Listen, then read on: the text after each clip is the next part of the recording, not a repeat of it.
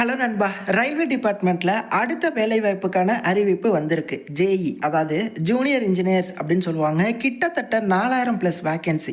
தமிழகத்துக்கு எவ்வளோ வேக்கன்சி, எவ்வளோ சேலரி, என்னெல்லாம் குவாலிஃபிகேஷன், எல்லாத்தையுமே டீட்டெயில்டாக சொல்கிறேன். இது போன்ற ஃப்ரீ ஜாப் அப்டேட்ஸை மிஸ் பண்ணாமல் தெரிஞ்சுக்கணுமா? இப்போவே நம்ம சேனலை சப்ஸ்கிரைப் பண்ணிக்கோங்க. இந்த வீடியோ லிங்க் எடுத்து உங்கள் வாட்ஸ்அப் ஸ்டேட்டஸில் வைங்க, உங்கள் நண்பர்களும் பார்க்கட்டும், அவங்களும் அப்ளை பண்ண.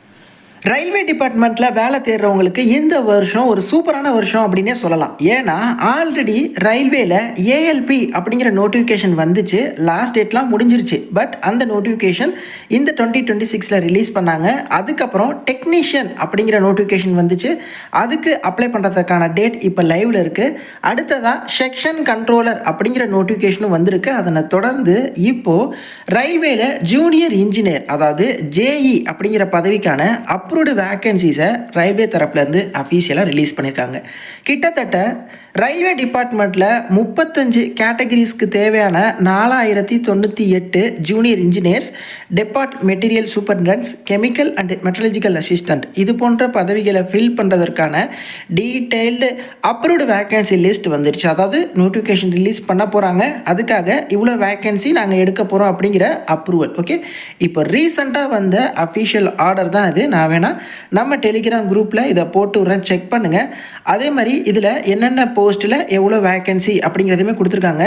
சதர்ன் ரீஜன் பார்த்திங்கன்னா 426, நம்ம தமிழகத்துக்கு 426 வேக்கன்சி. மொத்தமாக 4100 வேக்கன்சியாக அப்ராக்சிமேட்லி. அதில் 426 வேக்கன்சி நம்ம தமிழ்நாடு கொடுத்துருக்காங்க. இதுதான் பார்த்திங்கன்னா அப்ரூவ்டு வேக்கன்சி பிடிஎஃப். இது என்ன அப்படின்னு பார்த்தீங்கன்னா, கடந்த 2025 இந்த ரயில்வேல ஜேஇ அப்படிங்கிற notification, junior engineer notification release பண்ணியிருந்தாங்க. அந்த பிடிஎஃபை நான் ஃபுல்லாக டீட்டெயில்டாக எக்ஸ்பிளைன் பண்ணிடுறேன். இப்போ வர இருக்கிற ஜூனியர் இன்ஜினியர் இந்த 2026க்கான நியூ நோட்டிஃபிகேஷனுக்கும் இதுதான் எலிஜிபிலிட்டி. ஓகே, கடந்த முறை கூட ஒரு 2500 வேக்கன்சி தான். பட் இந்த முறை 4000 ப்ளஸ் வேக்கன்சி இருக்குங்க. ஆரம்ப சம்பளம் 35,400 வரையும். அதாவது இது இனிஷியல் பே தான். இது இல்லாமல் அடிஷனல் அலவன்ஸ் பெனிஃபிட்ஸ் எல்லாமே வந்து இருக்குது. 18லேருந்து 33 வயது வரை இருக்கிற ஆண்கள் பெண்கள் அப்ளை பண்ணிக்கலாம்.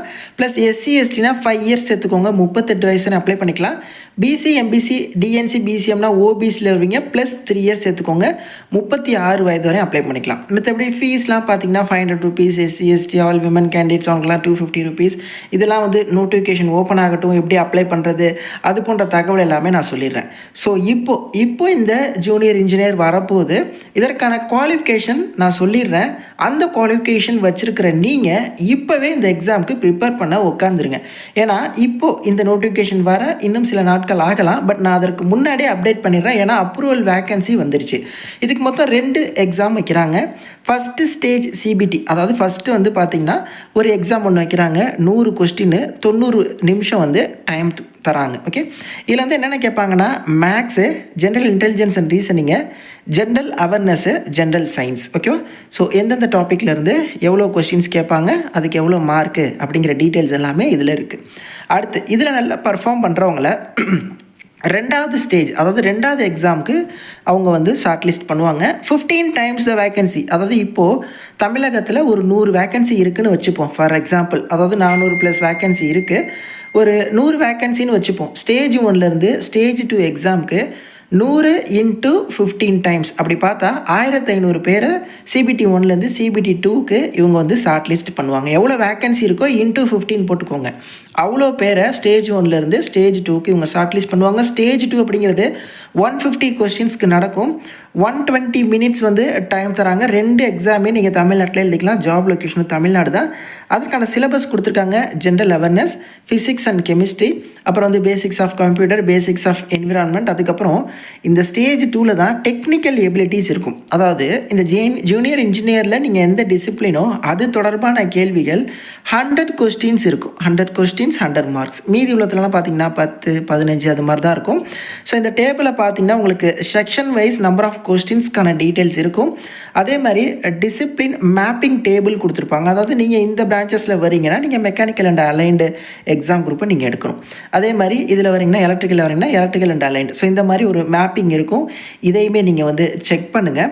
அடுத்து முக்கியமானது, இந்த ஆப்பர்ச்சுனிட்டிக்கான கல்வி தகுதி என்ன அப்படிங்கிறத சொல்லிடுறேன். 2 எக்ஸாம் அவ்வளோதான். இன்டர்வியூலாம் கிடையாது. அதுக்கப்புறம் டாக்குமெண்ட் வெரிஃபிகேஷன் அதெல்லாம் உண்டு. பட் இன்டர்வியூ கிடையாது.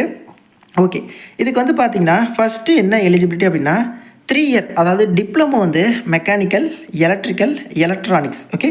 இல்லைனா இந்த 3த்தையும் வச்சு வரக்கூடிய எந்த படிப்பாக வேணா இருக்கலாம். இப்போ உதாரணத்துக்கு எலக்ட்ரிக்கல்னால் electrical and electronics, electrical and இன்ஸ்ட்ருமெண்டேஷன்னு இந்த பேசிக் ஸ்ட்ரீமான மெக்கானிக்கல், எலக்ட்ரிக்கல், எலக்ட்ரானிக்ஸ் இதை 3த்தை வச்சு வரக்கூடிய எல்லா படிப்புகளும் தகுதி டிப்ளமோ முடித்தவங்க. பிடெக் ப்ரோ நீங்களும் தகுதி. பிடெக் டிப்ளமோ படிச்சிருந்தாலும் பரவாயில்ல, டேரெக்டாக பிடெக் படிச்சிருந்தாலும் பரவாயில்ல, நீங்கள் தகுதி ஓகே. ஸோ இது வந்து இந்த போஸ்டிங்ஸ்க்கு ஓகே, அதாவது எலக்ட்ரிக்கல் சம்மந்தமான போஸ்டிங்ஸ்க்கு. அடுத்து சிவில் சம்மந்தமாகவும் இருக்குது. சிவில் பாருங்கள், டிப்ளமோ வந்து சிவில் இன்ஜினியரிங் முடித்தவங்க, பிஎஸ்சி சிவில் இன்ஜினியரிங் முடித்தவங்க, இந்த சிவிலை வச்சு கம்பினேஷனாக படித்த எல்லாருமே வந்து தகுதி. மேபி சிவிலுக்கு சிவில் மட்டும்தான் இருக்கும், இருந்தாலும் அவங்க மென்ஷன் பண்ணுறாங்க. அதே மாதிரி டிப்ளமோ பாருங்கள், சாரி பிடெக் அண்ட் டிப்ளமோ 2 பேருமே mechanical, production, automobile, electrical, electronics, instrumentation, control engineering இவங்க எல்லாருக்கும் வாய்ப்பு இருக்குது. ஸோ இதில் வந்து electrical, mechanical, electronics, civil, automobile அப்படின்னு சொல்லி பிடெக்கோ இல்லை டிப்ளமோ முடித்த எல்லாருக்குமே இதில் வாய்ப்பு இருக்கும். அதே மாதிரி கெமிக்கல் அண்டு மெட்ரலஜிக்கல் அசிஸ்டண்ட் அப்படிங்கிற போஸ்டிங்கில் வேக்கன்சி கம்மியாக தான் இருக்கும். பட் இதுக்கு BSc degree physics and chemistry okay, நீங்கள் தாராளமாக அப்ளை பண்ணிக்க முடியும் okay. BSc with physics as a major specialisation. So பிஎஸ்சியில் ஃபிசிக்ஸை மேஜராக எடுத்து படிச்சிருக்கீங்க, இல்லைனா பிஎஸ்சியில் கெமிஸ்ட்ரியை மேஜராக எடுத்து படிச்சிருக்கீங்க அப்படின்னா நீங்கள் வந்து எலிஜிபிள். ஸோ மித்தபடி வேக்கன்சி டேபிள் இதெல்லாம் ஓல்டு. நான் இந்த ஓல்டு நோட்டிஃபிகேஷனை வச்சு இப்போ உள்ள வரப்போகிற வேக்கன்சிக்கான டீட்டெயில்ஸை சொல்லியிருக்கேன். இப்போ உங்களுக்கு ஒரு ஐடியா கிடைக்கும். ஓகே, ரயில்வேல அடுத்து ஜேஇ வரப்போகுது, இவ்வளோ வேக்கன்சி, தமிழ்நாட்டுக்கு இவ்வளோ வேக்கன்சி, இந்த ஏஜ் லிமிட்டு, இந்த குவாலிஃபிகேஷனுக்கு வாய்ப்பு இருக்குது. புரியுதா? அடுத்து உங்கள் கையில் தான் இருக்குது. என்ன பண்ணணும்? நான் அஃபிஷியலான இன்ஃபர்மேஷன் சொல்லியிருக்கேன். நீங்கள் லாஸ்ட் டைம் இந்த எக்ஸாம் எப்படி நடந்தது, கொஷின் பேப்பர் எப்படி இருந்தது, நம்ம இந்த குவாலிஃபிகேஷன் வச்சுருக்கோமே, ரயில்வேல போனால் நல்ல சேல்ரி எல்லாமே பெனிஃபிட்ஸ் எல்லாமே இருக்குது, இது நம்மளால் முடியுமா, இது நம்மளால் ப்ரிப்பேர் பண்ண முடியுமா, எங்கே ப்ரிப்பேர் பண்ணலாம், என்ன புக்ஸை ரெஃபர் பண்ணலாம் அப்படின்னு சொல்லி இதை நோக்கியே நீங்கள் வந்து சிந்திக்க ஆரம்பிக்கிறீங்க, நீங்கள் ப்ரிப்பரேஷனை ஸ்டார்ட் பண்ணுறீங்க அப்படின்னா நிச்சயமாக உங்களால் தட்டி தூக்க முடியும். அதுக்காக மட்டுமே தான் இந்த வீடியோ. ப்ரீவியஸாக ரயில்வேஸில் இந்த இயரில் வந்திருக்கக்கூடிய ஜாப் நோட்டிஃபிகேஷன்ஸையுமே நான் அந்த வீடியோவையும் நான் டிஸ்கிரிப்ஷனில் டேக் பண்ணுறேன். அந்த ஒன் பை வீடியோவையும் பாருங்கள்.